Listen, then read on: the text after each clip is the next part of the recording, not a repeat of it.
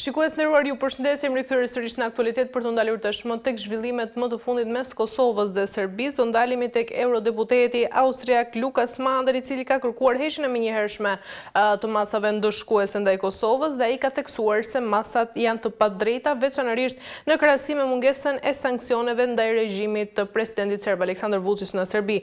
Ndjekim insertin dhe rikthehemi. Eurodeputeti austriak Lukas Mandl ka kërkuar heqjen e menjëhershme të masave ndëshkuese ndaj Kosovës. Ai theksoi se masat janë të padrejta, veçanërisht në krahasim me mungesën e sanksioneve ndaj regjimit të Vučićit në Serbi.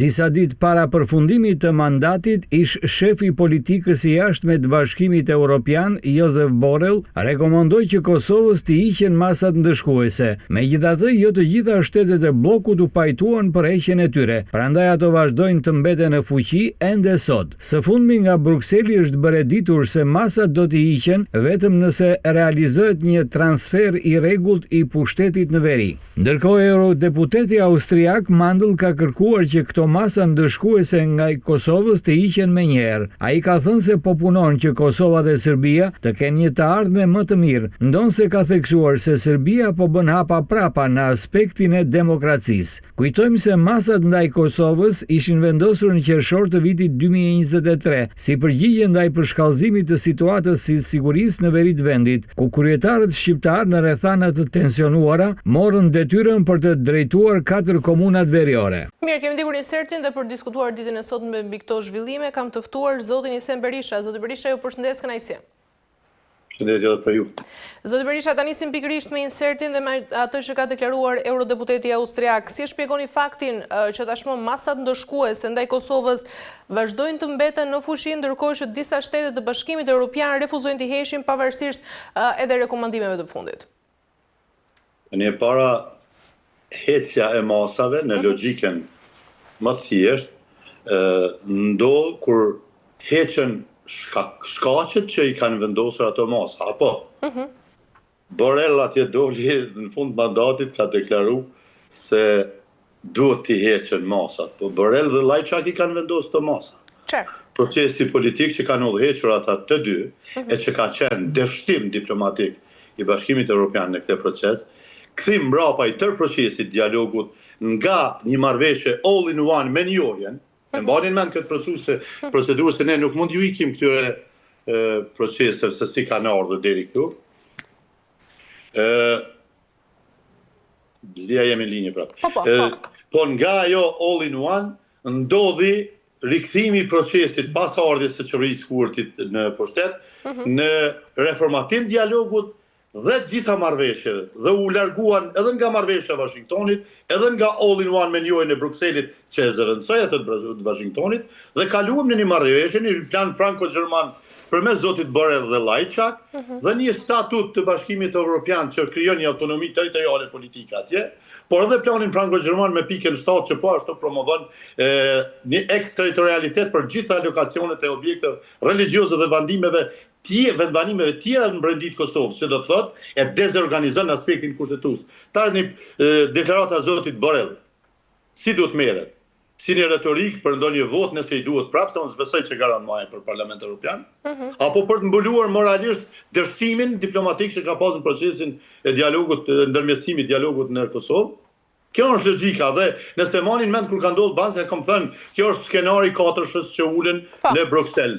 Borrell, Lajçak, Vučić edhe Kurti, për të mbuluar dështimin diplomatik në dialogun në Kosovë.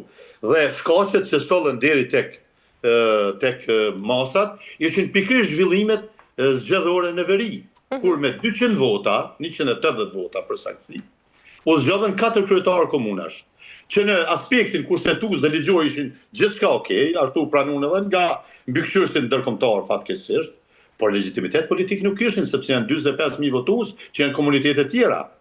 Tani jemi në situatën kur flet ky zotëria se duhet heqen, Mirë po mos harrojmë se në Bashkimin Evropian ka shtete që nuk e njohin pavarësinë e Kosovës. Dhe ashtu siç nuk kanë kurajo ta njohin Kosovën, tani do ta marrin peng të masave nëse këto varen nga vetoja, ose nëse varen nga qëndrimit individualit secilit shtet. Pra, ky është te kurthi ku e kanë futur Kosovën edhe qeveria kurti aktuale, që qytetari nuk e lexon, sepse këto janë tema jashtë domenit të hallave që kanë ata sociale, ekonomike, rruga, infrastruktura, ju e pa dje, pa vdekur, pa blokada, u dash me mbyll shkollat. Pra kjo është gjendja infrastrukturore në Kosovë dhe qytetari preokupuar me këto tema. Kur vjen puna te votimi, qytetari mbuluohet me propagandën e këtyre që udhhiqen me logjikën e komiteteve qendrore të këtyre hershme, siç ishte deklaratat e ministrit financave, që thoshte opozita duhet marrë pjesë, ata kanë detyrë të votojnë dhe çka të votojnë? Një vendimarrje të imponuar që po pretendojnë ky spektër politik që ka marrë shumicën, pra është partia e parë, duke imponuar vendimarrjet dhe që udhëheqen me logjikën e komiteteve qendrore që dikur i kanë sjell politikat e gatshme dhe deputetët vetëm e kanë ngrit dorën se ata kanë qenë zgjedhur në frymën e komitetit. Pra, kjo rrethona e këtyre interpretimeve të heqjeve masave duhet mas pari t'i kthehet askanimit të shkaqeve. Askanimi i shkaqeve a do t'i bindë zotërit e Bashkimit Evropian që individualisht marrin masa. Kalimi ishte një kusht atje përmendet dikush në deklaratë në këtë hyrjen, kalimi i rregullt i pushtetit në veri. Tani atje ndodhen zgjedhjet. Dhe në këto zgjedhje fituan subjektet që kanë edhe komunitetin shumic, që janë serbët e tjerë. Mirë po, a ka një kalim të pushtetit rregullt, s'ka nevojë pas kalim. Sepse me fituarën e zgjedhjeve ai që ka fituar zgjedhjet e pranon detyrën. Dhe shtrohet çështja se këtu duhet me pa defektin që u bë Kosovës dëmin që u bë për 5 vite. Edhe nga dialogu i Llaçakut e Borrellit, po edhe ky zotëria që ka përfaqësuar Kosovën, kryeministri Kurti. Çka kemi pas 5 vitesh? Çka fitoi Kosova nga ajo kryenësia, ato veprime patriotike në thojza, ai heroizëm në përveri i aty në sherifëve, policisë, pushtetit lokal ai si i kanë emrat Krasniqi dhe Isfesla. Çfarë fitoi Kosova? Përveç izolimit nga Bashkimi Evropian, sanksioneve nga BE dhe një situatë kur as nuk heqen masat, edhe të marrin peng shtetet që s'ta njohin pavarësinë, edhe s'kan me të heqë as masat. Kjo është ajo çfarë kanë rezultuar nga 5 vjet qeverisje të zotit Kurti. Por çfarë do ndodhë zoti Berisha nëse këto masa do të vazhdojnë edhe përgjatë viteve të tjera, pra cilat do të jenë pasojat për Kosovën? Pasojat e parë janë 200 miliona, sa u përmendën. Që ndrojnë këto mbështetjen e Bashkimit Evropian për përgatitje për integrime ku ta dimë. Pasojat tjera janë sfidat e mileniumit, janë me qindra miliona që kanë qenë për rregullim, kryesisht rregullim të jetës qytetarëve, se po i shoh objektet nga jashtë vetes, janë shndruar sikur ato objekte se lagjes vjetës ka medreseja, ka shkolla bashkuar që janë të kohës Kinës, atë Rusisë, kush i ka ndërtuar mas parë në Tiranë. Apo kupton? Pra, këto janë pasojat. Pasojat shkojnë tek qytetarit, pasojat nuk i psojnë as deputetët se për çdo nënshkrim aty marrin me 1000 euro atje në llogari kur dalin në bankë. As për kryeministrin edhe ministrat e tij që i paguhen edhe si ministra edhe si deputet sot. Pasojat bijnë tek qytetari. Pra pasojat janë bllokimi i Kosovës, mos zhvillimi i Kosovës dhe stajacioni. Pra status quo-ja që Shtetet e Bashkuara të Amerikës na kanë thënë që nga koha kur ky zotëria prapa shpinës ju ndërmjetësonte se status quo-ja i shërben Rusisë dhe Serbisë, interesave të tyre. Serbisë sepse është shtet antar në gjitha institucionet ndërkombëtare dhe vazhdon zhvillimin dhe e pengon Kosovën, dhe Rusisë se don ta ruaj protagonizmin e vet në proceset e Ballkanit, sepse e ka rrugë për të kaluar në Adriatik, në Atlantik, pra në strategjinë ose objektivin e dytë strategjik pas lindjes mesme. Kjo është pasojë që pson Kosova në vazhdimsi. Qartë, por nga ana tjetër zoti Berisha, është duke përdorur Bashkimi Evropian një standard të dyfisht, pra duke sanksionuar Kosovën dhe duke mos sanksionuar nga ana tjetër Serbinë, pra megjithse raportet flasin për regres demokratik në Beograd. Tani, është mas e vërtet kjo. Standardet e dyfishta jo vetëm të Bashkimit Evropian, por gjithë mekanizmat ndërkombëtar janë në raport me Kosovën. Problemi nuk e kam unë tek standardet e dyfishme të Bashkimit Evropian, sepse ne kemi një aleat të garantuar, një aleat që na shef me një sy ndryshëm nga Bashkimi Evropian, i cili është peng i influencimit rus. Më duket mos e kem biseduar dhe bashkërisht. Çështjen e pavarësimit energjetik të Kosovës dhe të rajonit, përgatitjen nga Macron dhe si kishte Merkel të zotit Kurti si pionin i cili do ta implementoj interesin evropian për pengimin e depërtimit energjetik dhe pavarësimit energjetik që planifikonte SBA-ja. Në interes të influencimit rus, në një lloj harmonie me interesat ruse në Evropë. Pra, nuk e kam dertin tani unë të ambicjet e Bashkimit Evropian, se sa për Bashkimin Evropian, as kishte ndërhyr kurrë në ato, se nuk e kam miratu Këshilli i Sigurimit të Kombëve Bashkuar, as nuk i shpall kur pavarësia pa ardhur Bush në Tiranë me thonë enough is enough dhe Kosovo will be independent, dhe pas dhe shifeni, edhe një ilustrim. Sot janë disa kontingjente të këforit në Kosovë, të NATO-s.